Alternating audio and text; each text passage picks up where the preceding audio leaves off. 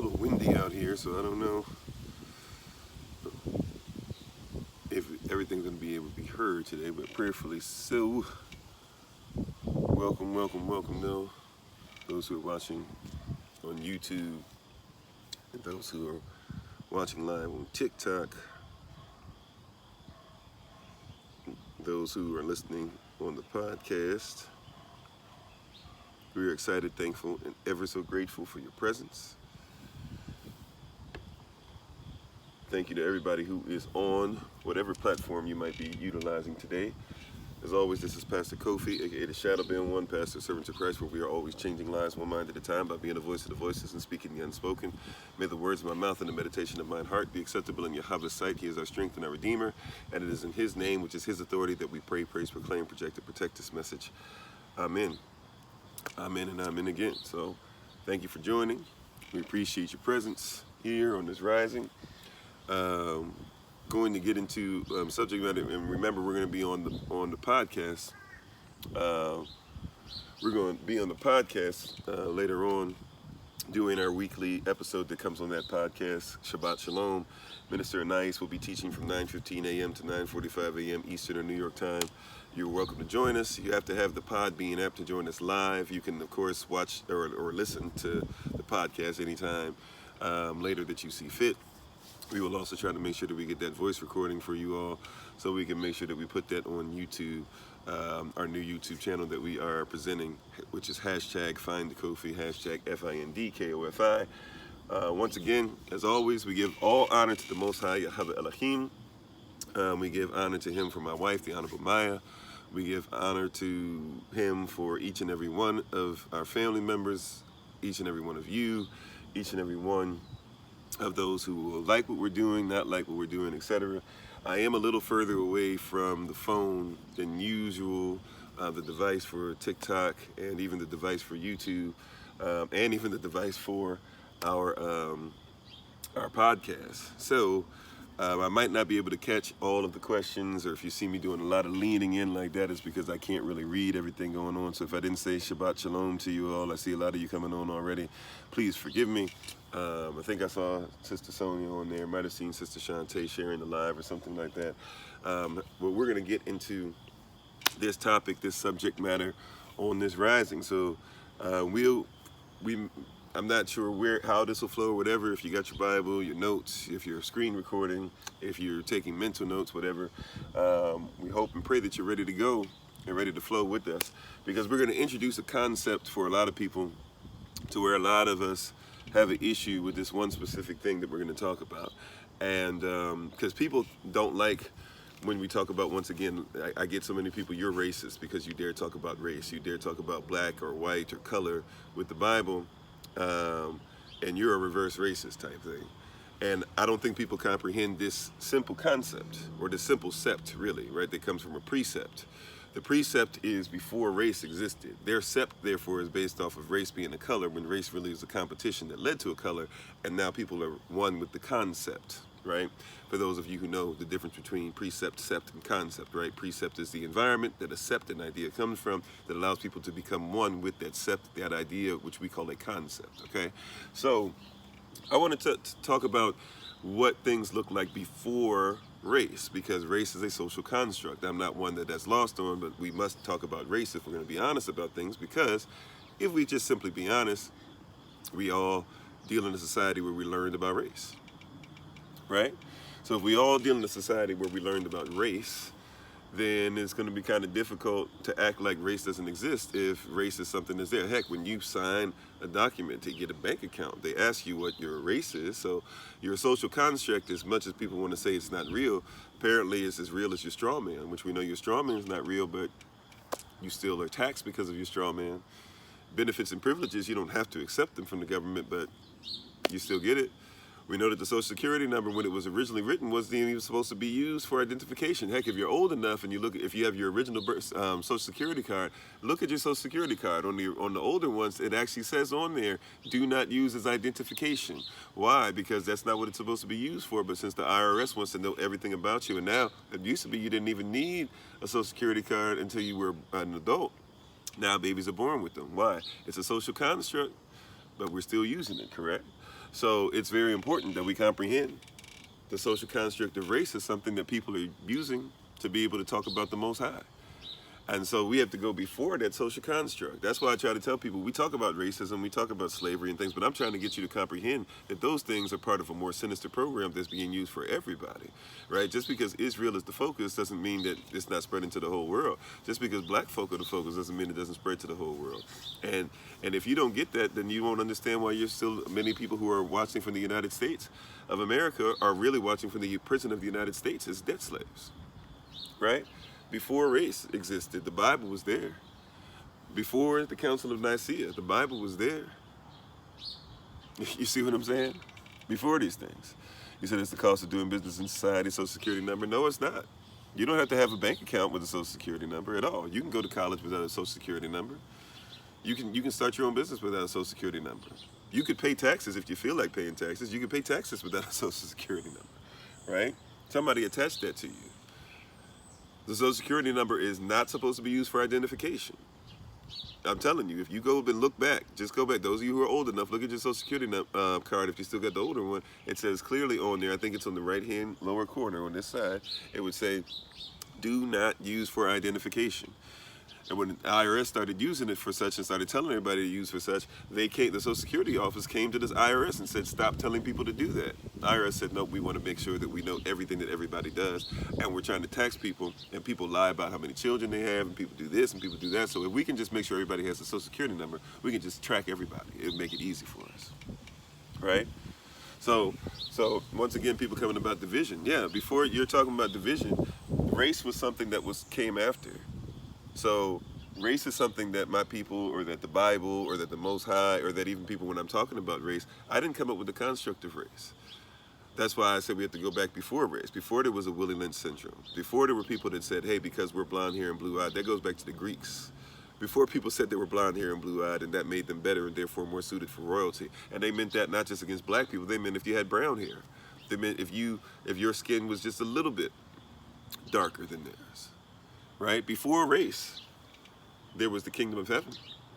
Before race, if somebody said they were black, it wasn't a race. You catch that? Right?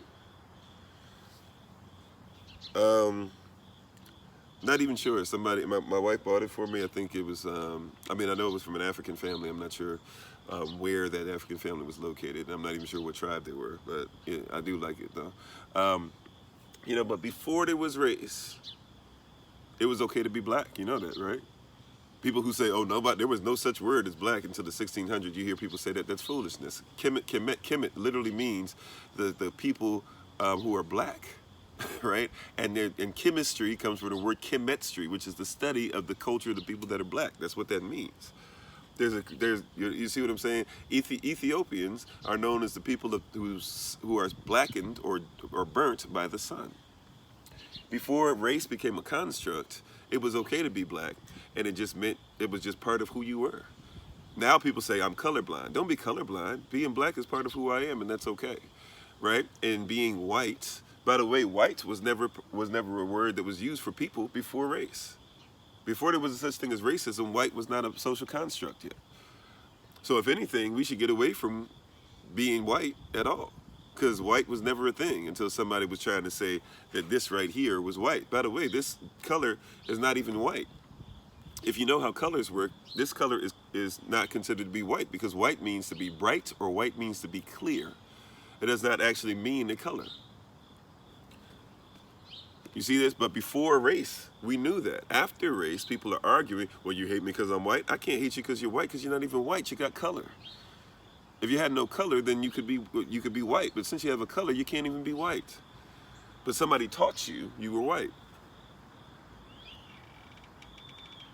What isn't a race? Or what isn't a race?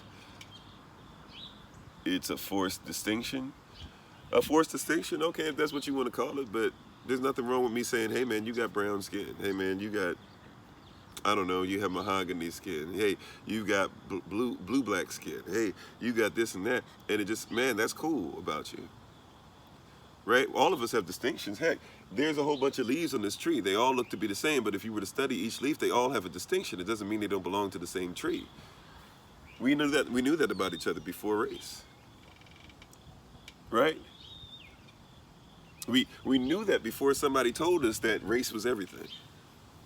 Before somebody taught you that race meant you were better or worse. Before somebody taught you that race meant that you had to work twice as hard to get half as much. Before somebody taught you that race was the reason why you were a slave, when they didn't teach you that what they did was say that the whole race of people were debts. Anybody in debt is a slave. So yes, black people dealt with that specifically for quite some time. But guess what? White people, if you in debt, you're slaves too. Just because you were taught that there's a race thing, those of you who believe it, that separates you from that debt, doesn't mean that it's true. Before there was race, there was what? Before there was race, there was something that was black, right? Now you can go in this right here, simple as day. People don't like it when you use this, but the reason why is because somebody who tried to teach you that being white was a real thing, right? Somebody tried. I don't even know how much notes I'm gonna need to write for this today. I brought the board out, so I might have even needed to bring the board, because for real, like before somebody taught you that white was better, right? Or tried to tell you that you're better just because you're black, which is not true either, right? But before somebody taught you that your race made you better, there was something in here that said that, hey, people had different colors and it was okay. There was something in here that said you could be a male or a female, didn't make you better one way or the other, and it was okay. Before race, before a certain colonization, remember, before people want to go, oh, here he goes, talking about white people, we can go back to the Crusades. We can go back to Greece. I already talked about that when Greece was doing their thing. That was before the year 0.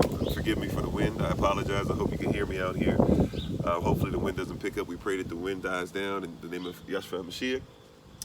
Right? So we are going to talk about this stuff. And before there was a such thing as race, people could be lighter or darker and it was all right. When Mansa Musa was around, he was known as black, and it was all right. And people who were lighter skinned still did business with him and his country and his people. Right? The Centurion Guard. Hey, I'm a man of authority. I'm also a man under authority. He was not an Israelite. He was not a darker skinned man.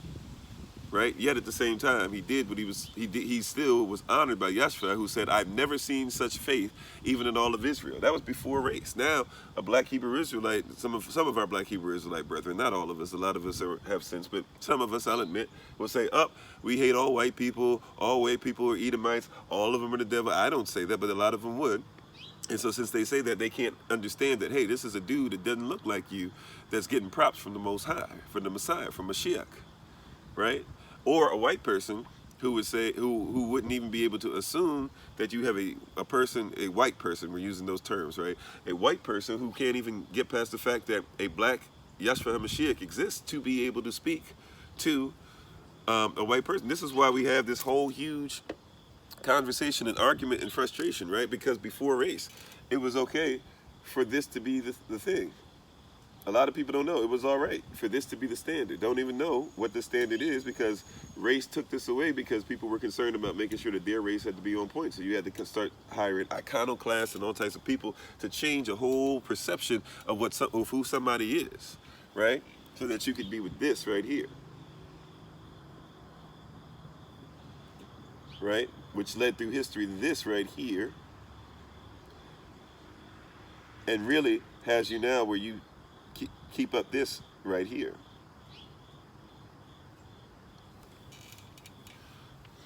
And that's because somebody literally changed. Before race, it was acceptable for Yahshua to be who he was. It was acceptable. Go look in Europe to this day. Go look in the Roman Catholic churches. Go look in the Vatican, and you'll see Yahshua and pictures of him where he looks way darker than I do, right? With the afro or with the same type of hair that I do. Right, it would have been long because he wouldn't have cut his hair, like I won't. Meanwhile, though, over time, iconoclasts, especially when you get to the Pope, who's the father of Cesare Borgia, right? And the Pope starts saying, I want Yahshua to look like my son. As a matter of fact, we're going to go off his nickname. The nickname was actually in the Bible. If you know about the original version of the Bible, you know that his name, and really your versions of the Bible that you read now, whatever version you read, you'll discover that his name was in there in Hebrew. Then Pontius Pilate gave him a nickname. Half man, half Zeus, said put it in Greek and putting it in Latin. That's where these two terms come from. And you'll see even in the 1611 King James Version, they're still honest about that. And remember that 1611 King James Version wasn't even allowed to be used for about 100 years after, because people didn't like the fact that King James is actually black, and a black man sanctioned something and started telling the truth through this writing, right? Now, he wasn't the person that was responsible for writing everything out, but they told the truth about this. They didn't like it, and so they didn't even allow it to come out for 100 years after he wrote it. Right? For 100 years after he wrote it. They didn't get that. They didn't receive that. Right? So we're still stuck in this because you don't even know that this was changed, who he was. A lot of people don't even know that the color white is not even, historically speaking. Now you think of white as this because they want you to think that white is pure and all this stuff or whatever. But snow is white. Is snow white or is snow clear? Right? Polar bear's fur, they tell you that's white. Is polar bear's fur white or is it clear? See, they tell you the truth without telling you the truth. You know some of this, but you don't. But there are certain things contextually that don't go with your facts. You said you have no homeland until you claim Africa. I mean, all right, thank you very much. I'm Shwi, right? That's about as African as it gets, right? So, but anyways, that's why sometimes I don't have time for the comments, because there's so much craziness like that. People aren't even, they're just here to say whatever. So check this out. So before race and all these different things, you're already dealing with who this is. As a matter of fact, if you're Yashriel, Israel, even till this day, if you go to Israel, there's a big old sign over there that will be looking towards Africa, and that sign will tell you that you're still in Africa as far as the plates are concerned, right? So if you're Yashriel, Israel, if you're now Israel that's been scattered to West Africa, to Central Africa, to Northeast Africa, to Eastern Africa, to South Africa, whatever, you're still in Africa, right? If you're Israel and you were scattered to other places outside, people still were African and then spread and scattered, right? Either way, that's your culture. So that once again, though, people are so stuck that we can't get to the crux of the matter and talk about certain specific issues because we can't deal with the race. And people say, oh, you're playing the race card. I'm not playing the race card. I'm trying to tell you the race card has been dealt. And if you don't start dealing with the fact that the race card has been dealt, you're not going to get what this is supposed to be anyways. If you won't be honest about the fact that the race card has already been played, stop talking about the race, you playing the race card's on the table, right? And because of the construct of race, the race card has been the big joker, right? The race card has been the big joker for those who play spades, right? Or the ace of spades, if you will, for those who play other games, or maybe you play the ace of hearts, maybe if you play hearts. I don't know what you play, right? Tonk, whatever you play, but you can change different things as far as what's more important than this and that. I don't know. Bid whist, whatever you play, right? If you play bones, it's the double six, right? Whatever. The race card has already been played.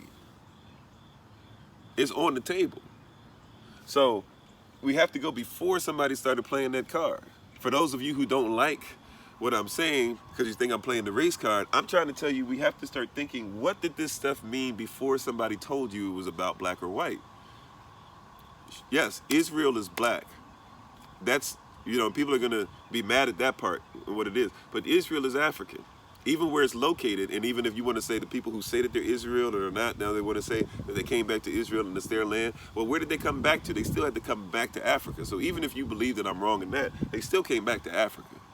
And they still put up a sign there that says that you're still in Africa. They did that. I didn't do that. Right? So they understand they can't claim land that's not African. Okay? Did you catch that? They can't claim who they are, even if we do or don't believe who they are. They can't claim who they are if they don't claim Africa, right? They have to. So that being said, before race, when somebody happened to be Israel and African, all right, let's just go ahead and cut that part out because we got that. Before race, Africa mattered. Now, why did it matter? Because here's the thing that they don't want to teach you in this social construct, right? Here's the thing that they want to get rid of, right? Because when they created the social construct of race, what they said is race mattered, right? What they said is race matters. Not black lives matters, not all lives matter, right? What they said is race matters.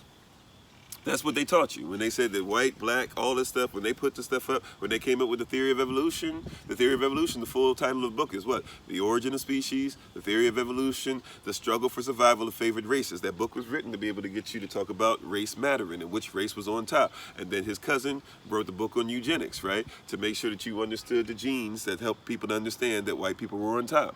Race mattered. When people say, oh, well, why are you talking about race? Because race matters.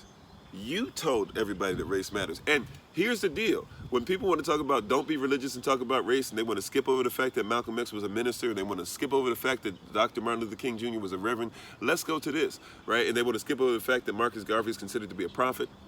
Let's go back to this. You ready for this? The person who wrote The Theory of Evolution, The Origin of Species, The Struggle for Survival for Favored Races, Charles Darwin, you know what his only degree in life ever was? He went to seminary.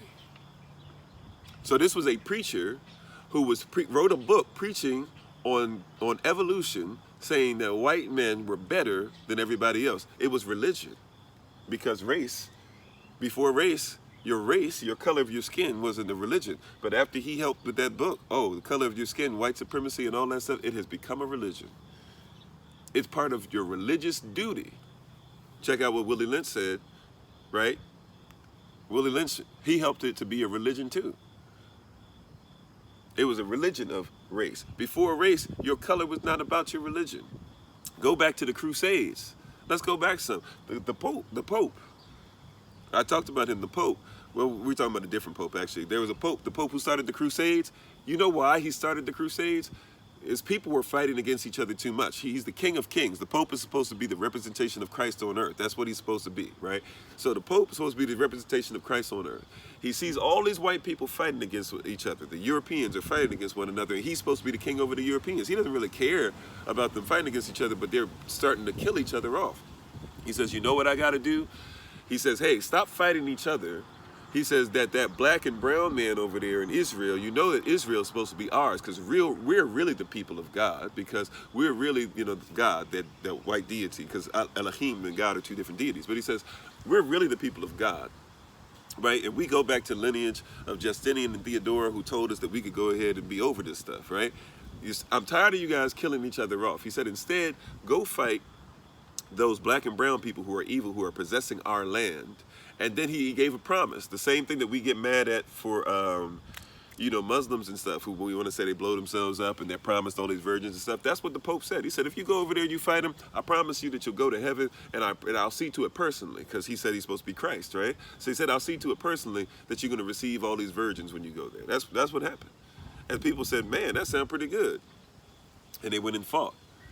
They were still fighting each other along the way, if you study it. They actually fought each other and almost killed each other off. They were still fighting one another, but that's why they went initially to fight, because the Pope said, go kill those black people over there, those brown people over there, take the land back, possess it, and I'll give you a bunch of virgins.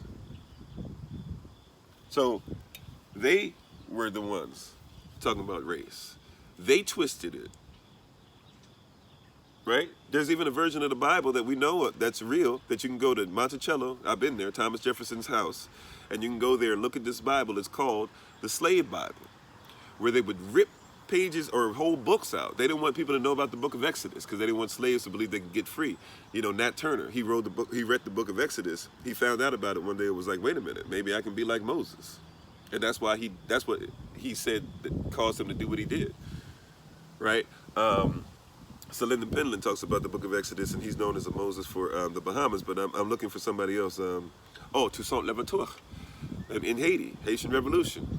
He read the book known to his people as Moses. He said, hey, if Moses could do this for his people, maybe I can do this for my people. Harriet Tubman, known as the Black Moses, right? This came before race. Somebody set that up, where people had to start looking at the Bible to help them out of racial situations. I know you don't want to hear it, but see, that when they made that up, they said that race matters, right? And then the second that black people started saying, well, if race matters, we need to make sure that we come together as a race, this is what they did. Then they said race doesn't matter, right? So you told me it did matter. Then all of a sudden, we started coming up and doing some research. And you said, wait a minute, why are there all these black Jesuses in Europe? Like you can go visit Europe and go to Russia, go to Prussia, go to I always forget the name of this little country. Hopefully it comes back to me. You can go to Portugal though. You can go to France. You can go to Italy, and you can go to the Vatican, and you'll see that there are black Jesuses, right? Black Yeshua, but black Jesus, all over the place, right? And stretched out. And people try to say, oh, well, they became black because over time the paint goes away. When the paint goes away, they turn black. No, they don't. When the paint goes away, they turn white. That's why all those sculptures of Greeks that you see, all those busts and everything, they're white because they lost their paint color. They went back to the marble. The color, when it goes away, it turns closer to what you call white. It has no color left. It has no pigmentation, so to speak, left, right? So it goes back to, right? So, but the one that they painted, that they keep up and everything, is still black. Huh. So when all of a sudden we started finding stuff out like that, they started telling you, because before race it didn't matter, so now they try to go back to, well, race doesn't matter. Okay, well, if it doesn't matter, then you need to take away all this stuff in your system that says that race matters. Will you do that? Now we got a problem. Now we have a problem. And this is why you're dealing with certain things with evangelicals and certain black preachers that are afraid to preach about these things because, and I'll be honest, I was one for years that was too, because if I tell you the truth about this, and tell you that really the further back we go, the blacker we all get. And so the more we focus on getting back to being black together, then we all can become one. There really is no such thing as a white person anyways. That was made up by people who tried to cause weird, not only distinctions, but divisions. And now, because of these divisions, they have white people fighting against white people, black people fighting against black people, etc. So much so, and I think people need to realize this, that they don't even understand that if you want to go by the social construct of white, the real white people are people that you'll never that you'll never meet. Like real white people go above Warren Buffett. Like the people who control everything and make it to where Warren Buffett has to make the moves that he has to make because they're in power, you're never even going to meet them. And if you do, you'll never know who they are. You'll never see them in a Fortune 500 company thing. You're never going to see them in Forbes magazine, right? You're not going to see them in the top 15 people of all wealthiest people, right? I know of people who work for some of these people and they don't get paid in money. These people will ask them to do something. They move a lot of finances for them, and you know what the people do? They pay them chump change. You know what chump change is for? They'll give them 2 Rolls Royces, right, and give them 2 brand new Rolls Royces, and then they'll give them here's 70K. Thank you very much, right? And throw them out the house for 2 weeks worth of work, right? That's the person that you'll never meet, right? So, but you think that you're white. Somebody's been taught that they're white just like them, and that white person could care less about you. That white person, that real white person, could care less about who you are. That real white person is not concerned about you being on their level, is not concerned with you about making what they make. That real white person is not concerned with you. That real white person is not even trying to tell you about sovereignty. They're sovereign and you're not. How does that work? But you think you're in the same position as that white person. They had to teach you that. Or black people who say, I don't want to be black. Fine, on paper, don't be black. Don't be an artificial person in court. Be a natural person. But do you even know the difference between that artificial person and a natural person? Before race happened, that didn't matter. Somebody had to tell you that race mattered. Now all of a sudden when we start saying, well, black people did this, and Kemetic people did this, and Kemet actually means black, and Ethiopian people were black, and natives actually, the definition of an American by white people used to be black and copper colored people who are indigenous to the Americas. And now all of a sudden we start putting these things out, and people say, oh, you know what? Race doesn't matter anymore. Excuse me? Like, it mattered all this time. You set up the law where race has to matter. Now all of a sudden race doesn't matter when we start saying it does. You got to ask yourself, why did that happen? Before race, this wasn't even a thing. So if we're talking about the consequences of this stuff, right, it changes. See, before race, you had something show up in your Bible. It was a term that they tell you doesn't matter. They say you shouldn't consider yourself this, or it doesn't matter what the color of your skin is. But one of Solomon's wives, Queen Sheba, she said, matter of fact, let me write this the way she said it. She said, she said, and I quote, I am black. That's what she said. Now you say it doesn't matter. Why did she think her race mattered, right? And should matter to her husband, and should matter to those who are going to read about her, and those who are going to, everywhere she goes. She said this to him. She probably said it to other people. Why would this matter to Queen Sheba, an African, a black queen, and yet for whatever reason we say it doesn't matter to us? Why is this in your Bible, but you say your Bible never talks about this? Just question, you know. I like to be like Columbo. Why, you know, Columbo used to ask a bunch of questions, and he always tried to play the fool, but he always knew what he was doing. And people thought that they were so much better than him that they would keep answering the questions so they got themselves in trouble. I just wanted to ask, why I am black? Why would Queen Sheba say she was black and black never existed before? Matter of fact, she probably could have even, she said she was black because she was something called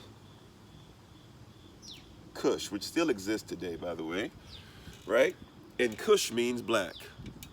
Cush, the first son of Ham, whom we call Ham, or Hum. The first son, she said, I came from his tribe. They were building the pyramids before their little brothers, which we know as Kemet today. They were building the pyramids before Kemet, right? And she says, I come from them, and we are what? We are black. The same Kemetic people that Joseph, the 11th tribe, would marry into and would become cousins with, and then those cousins would be attacked by their Cush cousins. The Israelite cousins would be made slaves to the Cush cousins, but then some of the Cush cousins and the Kemetic cousins would go and leave with the Israelites to be in the wilderness for 40 years and have a whole generation of children mixed together, looking like this. She also says, not only am I black, not only am I Cush, she says, I am lovely. Wait a minute. So black means that it's talking about a specific place she comes from, which is important, right? Because as much as people want to talk about color doesn't exist, I use this quite often, right? You can say color doesn't exist all day. You can say color doesn't exist all day. I'm not even reading the comments, but I can pretty much get the gist of what some of the people are saying. People can say color doesn't exist all day. Problem with that is if you got two white people together, a white man and a white woman, they have a child, and that child comes out with some black in her, the father gonna be a little upset. You know why? Because that baby is not supposed to be Cush. That baby's not supposed to be black. That baby's supposed to come out white, using social construct. And if that baby has a color, that baby ain't mine. Because two white people don't come together and make this. So this is something that helps me to be able to keep track of who I am. As much as people want to say it doesn't matter. Oh, it matters when something like that goes down. Right? When it's your baby, when it's your family on the line, all of a sudden blackness matters. When there's somebody out there and the police are going after you and they're looking at this first. They're looking at this first before they even think about entertaining what's in here. That's when you got to be sovereign, by the way, right? When they pull you over and they start saying stuff and they try to look your ID up and everything in the system, and it comes back that you're sovereign and they got to treat you different. This is why we're saying it, because they're looking at this, no matter how much you want to say they're not. And they can be great people. I'm not saying that they're evil people, but they've been trained to look at that social construct. We're not living before race was introduced. We're living after race. So here, before race, she says, I'm black, I'm Cush, I'm lovely. She even says this, right? She says that I'm as black as the tents of Kedar, right? Now look up the tents of Kedar when you have a chance, and you will see that they are made only, right? These tents of Kedar that she's talking about, they are only made from a extremely black, even blacker than my hair, extremely black, even blacker than this, an extremely black color of black goat that they have, sometimes that they own, sometimes that they hunt after, whatever, and they will make it out of their goat hair or goat fur. So she says, I am extremely black, I am Cush, I am lovely. And then, check out what she says. Now, this was not something to down anybody. She's just saying, this is what I see myself as. Now, people will say it doesn't matter, or they'll say that, oh, she wasn't this. But see, you told us it mattered for the longest time. Then all of a sudden, we got caught wind of the fact that it mattered, and we said, hey, you're not going to be our standard anymore. We'll make our people our standard. And it's not that we are better than you, but we should be able to look at you eye to eye and have our own, and protect our own, and have our own value system like you do, right? Then all of a sudden it became race didn't matter. And they began to try to change things. Excuse me. So you'll even see things that pop up in different versions of the Bible, different things that'll pop up like this.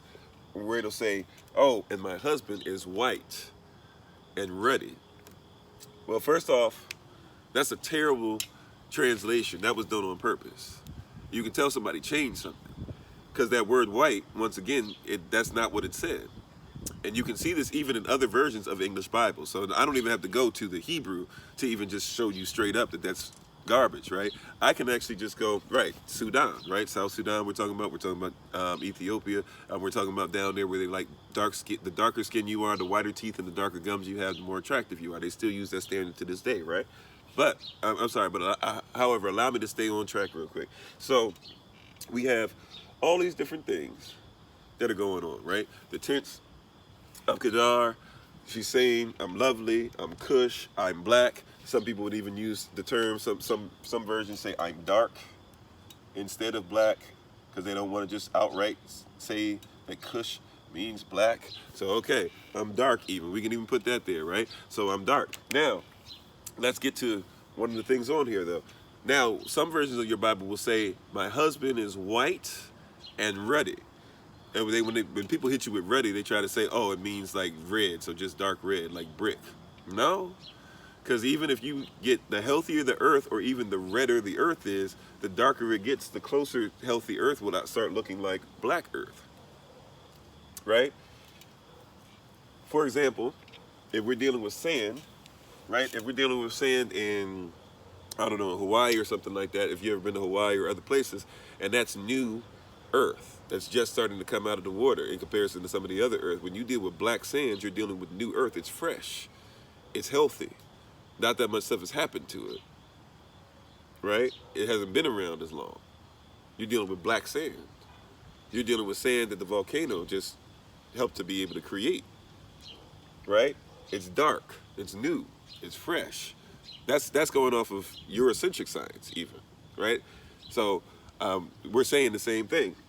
Now, it doesn't say white, though. It says, when you look at other distinctions, like if you look at the NIV or other versions of the Bible outside the King James and the New King James, you'll discover that they actually are more honest about the translation of this. You want to know what they say in there? They'll say stuff, instead of saying, my husband is white and ruddy, right? It'll say things like, instead of my husband is white and ruddy, it will say that my husband is dazzling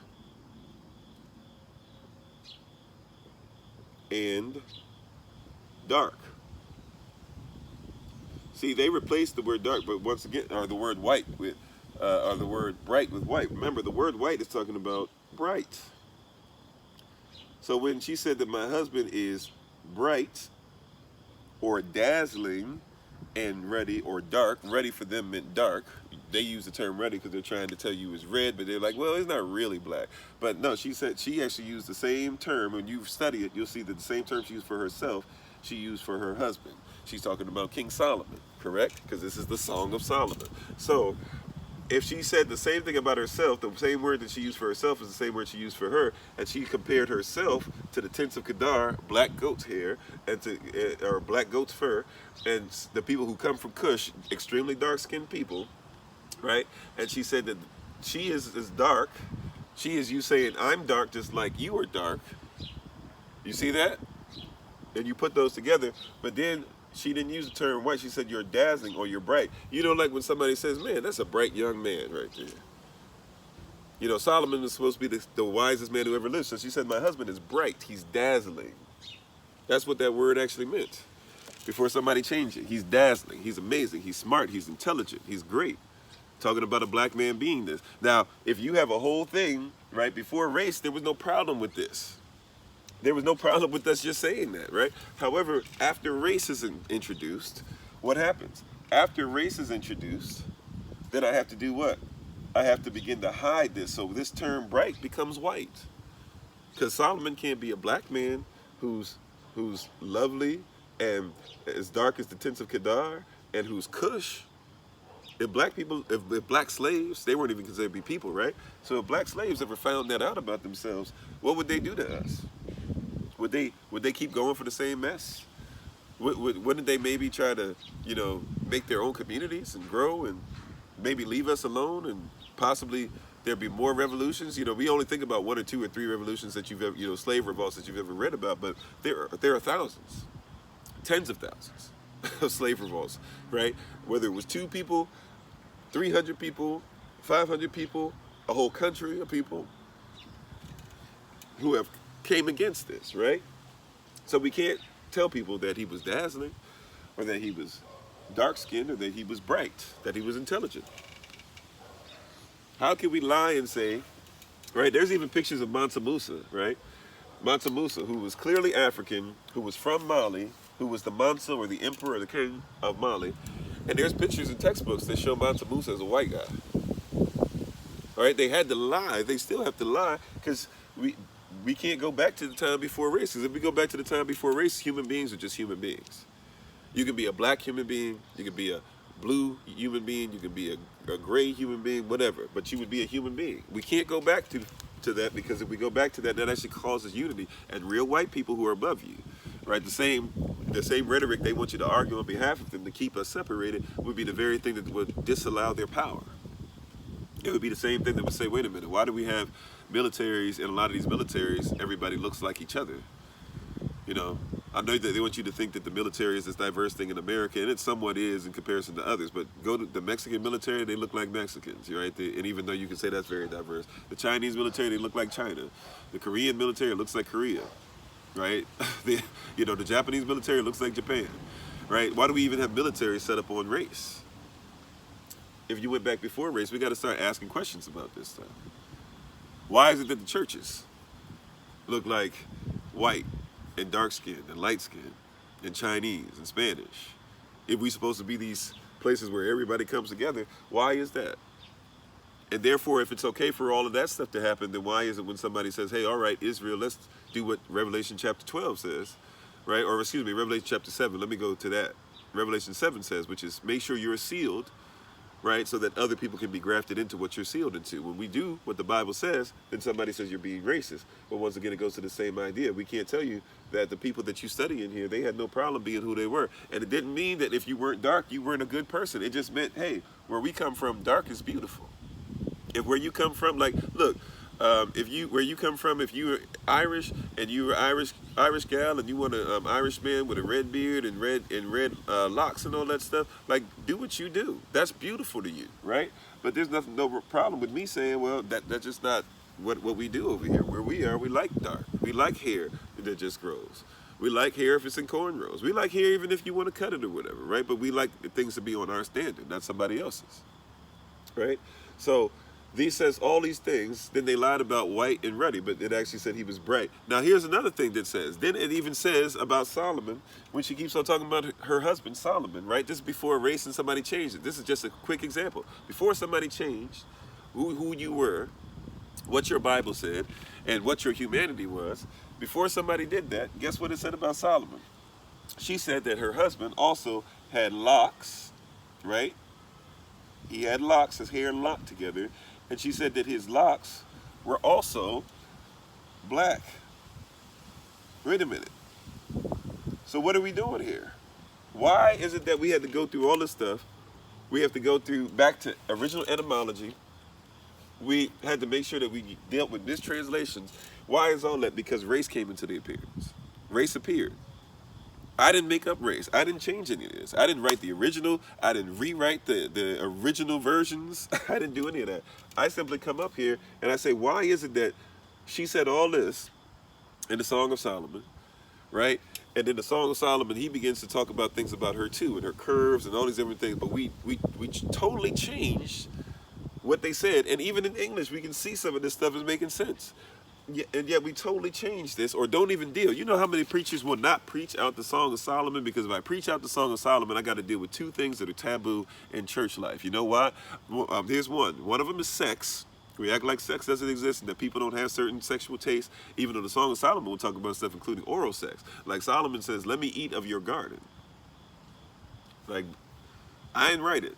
That's still in there in the English, by the way. But people will act like we shouldn't talk about these things. They're too taboo. Then your children start looking at porn and stuff like that because they're trying to figure out how to, you know, your daughter out here hearing things about eating out the garden, but she can't come to you because you told her that it was unholy to ever do such a thing or think of such a thing.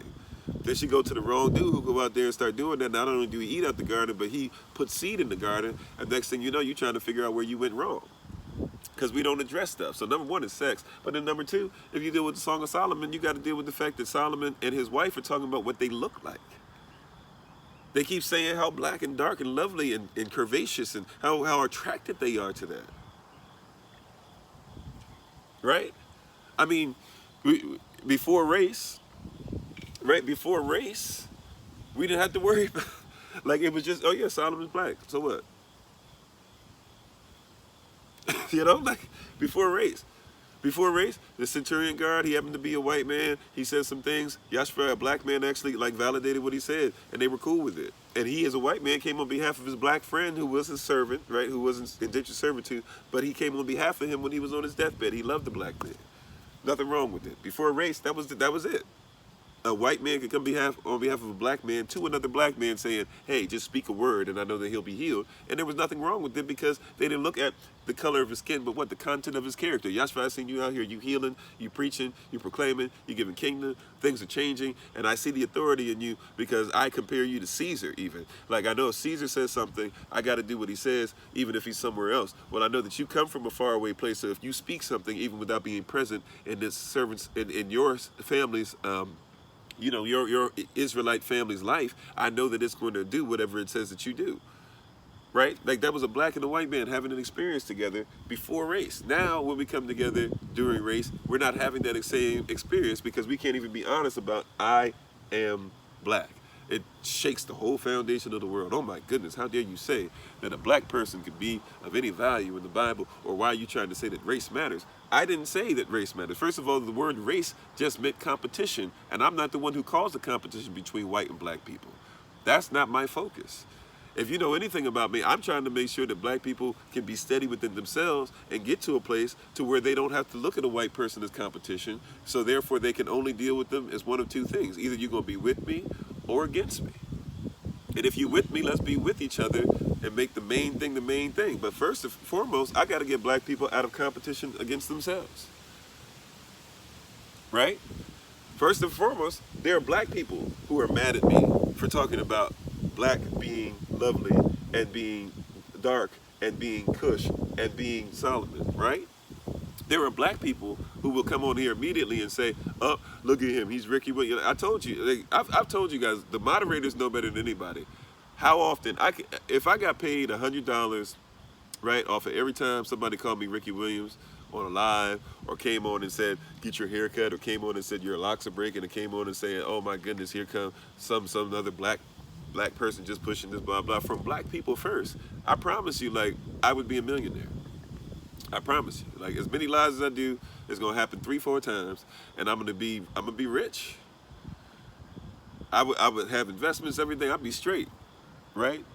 With the same push that they could do to be able to try and break me down, right? We do that in our own society. It's the black wife's fault. It's the black husband's fault, right? We do that in our own society. Somebody introduced that to you.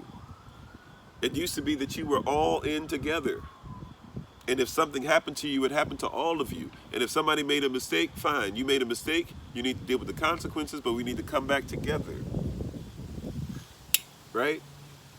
We need to come back together. This is before race. We didn't have to worry about that. Now the competition has become so strong. Willie Lynch syndrome, the competition is so strong that we do it one to another. You hear me? We do it what? One to another. We do it how? One to another. Straight up. We do it one to another. That's what we're going through. Right?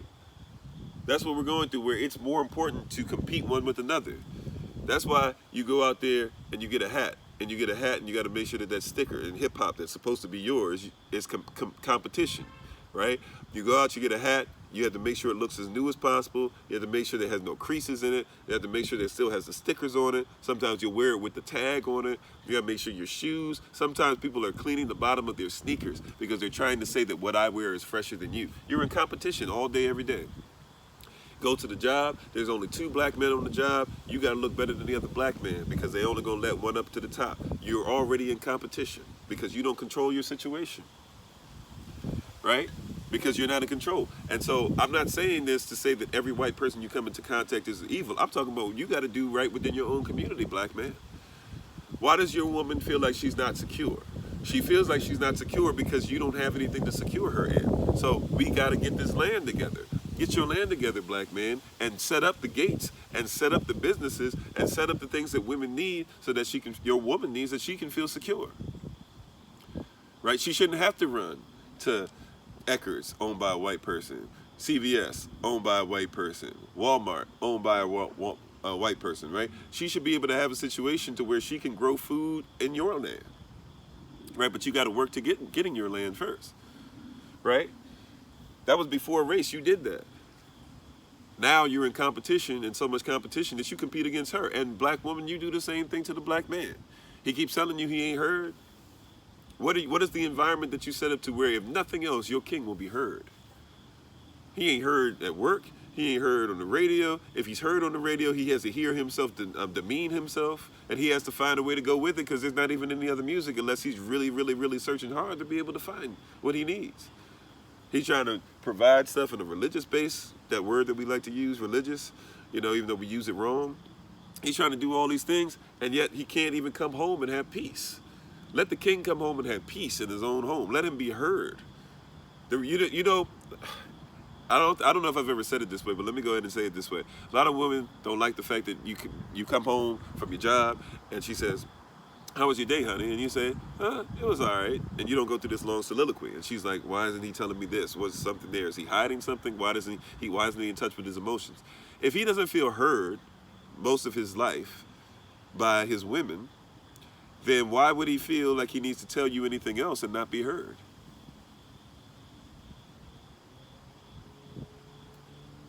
Hello, what's up, Germany? How you doing? I'm not trying to say every woman on here, don't get mad at me, sisters, if you feel like you're doing a great job, but anybody can always do a better job. I've had to become a greater husband every day of my life, and I'm still not close to being what I want to be. Real talk, right? The competition has become so bad that you compete. You have this race against each other. Remember, race just means a competition.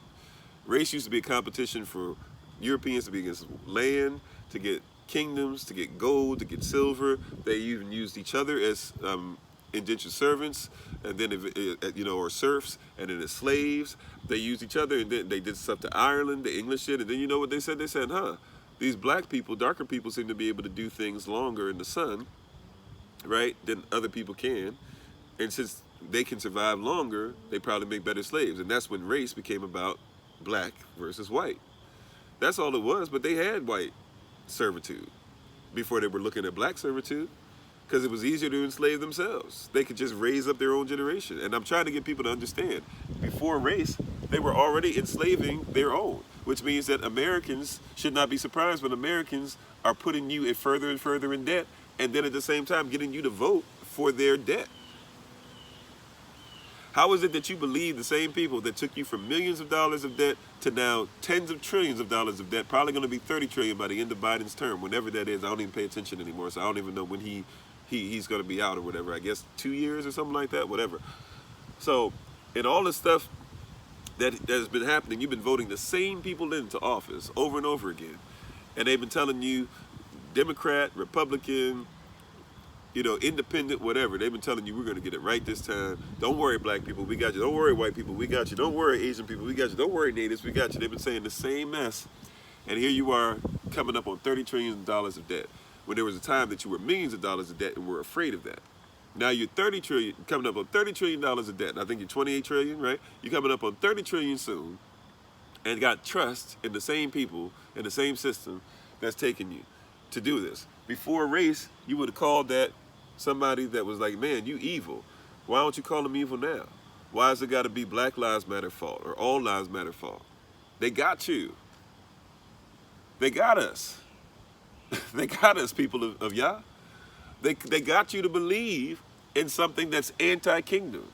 As a matter of fact, they told you that you're in a democracy. You don't even know that the word democracy literally means demo. Demo means a few people that live together and give you a little bit, and Cressy is the government. So they govern you with these little bit of people who live together, govern you by giving you a little bit of information, a little bit of money, throwing a little bit of stuff here and there, and making you think that they're doing everything that's going to change your life. They got you. The question today is, will you come out of that? That's why I'm talking about this concept of before race. Some people are going to get it, some people aren't. Some people are going to think about it a little harder. Some people, just frustrated. Oh, here comes somebody else. He's reverse racist. I'm trying to teach you that before race existed, you could actually call a spade a spade. Now you got to call a spade a black spade and say that, the black spade is responsible for blah, blah, and this and that, and it's powerful because it's black. And what if it was a spade before it was a black spade? It's still, or before the part of black mattered as much, right? If it was still, that was part of what you saw it as, then just let it be what it is and use it the way you're supposed to use it. Like, that's real talk. So the choice is yours. You can come out of it, you can stay in it, all right? We appreciate everybody for being on, though. I'm going to get ready to take my leave. I'm sorry, I almost messed that up for you all. I hit the wrong thing. I'm going to get ready to take my leave. We appreciate everybody for being on so much. I'm going to run through this real quick. We're getting ready to go on our podcast, by the way. It's let me just write this out on here to make sure everybody can have it. If you want to join us live, we're going to be on at 9:15 a.m. Eastern New York time. Minister Anais is going to give us a word for 30 minutes. And we're thankful and grateful for the Most High for doing that through her. It's on, it's going to be, you have to have, if you want to join us live at 9:15 a.m. Eastern and New York time, you got to have, I just messed this up. All right. You have to have the Podbean app. And the podcast is called The Kofi Ofori Podcast. All right? You go there, subscribe. Matter of fact, you can listen to a bunch of recordings that we have on there, like today's episode will be on there. I'm sorry, if you can, hopefully you can see that. So we'll have that on there. Podbean app, The Kofi Ofori Podcast. If you can't join us live, you can just look up the Kofi Ofori Podcast on different platforms and be able to listen to see what's going on. And we're thankful and grateful. Once again, Minister Anais will be giving a word on this rising at 9:15 a.m. Eastern to 9:45 a.m. Eastern. Also, too, if you're looking to find out more about us and help out in the community, if you have questions, comments, concerns, if you'd like to take some of the classes, whatever it is that you'd like to be a part of. I'm sorry, I guess the sun is kind of messing me up right now. You could go to, you can simply text us at this number that's above right here, 410-714-5078. Also, too, and if you're watching this later on YouTube, we have this the same number, and if you listen on the podcast, we have the same number that we had before, but we're starting to use this one more since the other one was giving us problems. So we have multiple numbers now. So if you want to text us at the 202-599-7312 number. It'll be in the comment section on YouTube and the description box in YouTube and the description box on the podcast. Once again, that other number is 202-599-7312.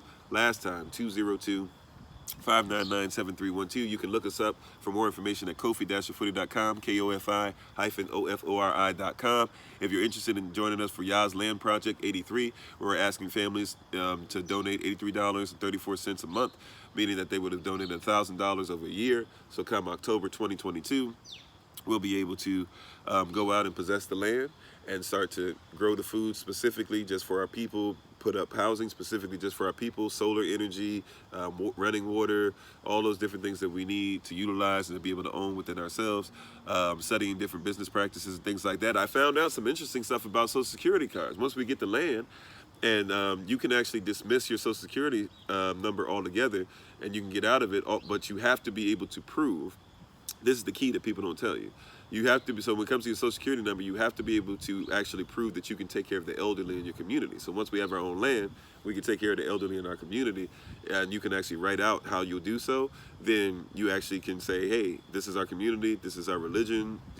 I think I might have to officially come up with a name title for our religion, so we might need to pray about that and think about that some. So you guys be in prayer about that, because if we do that, and then once we have the land at the same time, it looks like all we have to do is just present them with that information, say this is how we're going to take care of our elderly, and from that moment on, anybody who wants to get rid of their Social Security number can do so legally, as long as they're living within that community, or at least have a place they can come to within that community, and also as long as they are under that religion. So I didn't know that's how that works. So Amish people don't have to have Social Security numbers.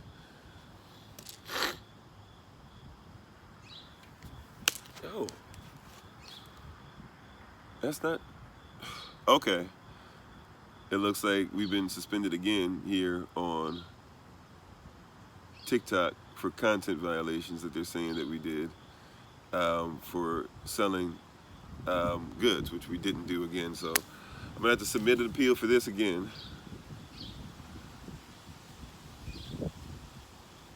And so somebody on here is saying that we are selling things again, which we're not. So we'll go ahead and have to do this again. Sorry guys, but sorry for having to go through this again. Somebody's on here again getting upset, frustrated. So let me go ahead and just make a video and we'll get ready to close out. So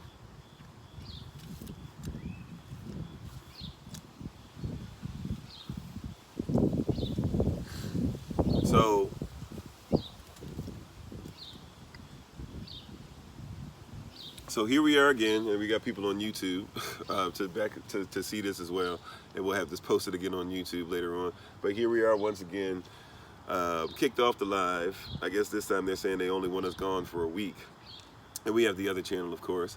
But here they are saying they want us kicked off once again. I guess because I told people that we have a podcast, which is legal to be able to do and doesn't disobey community guidelines. We didn't sell anything. I didn't even talk about donations or anything, but apparently that's what TikTok is saying. So once again, if you're able to just ask TikTok for us once again, why was this the second time in a week or so we can see that they're trying their best to get us off because they can't stop us from doing what we're doing on the lives.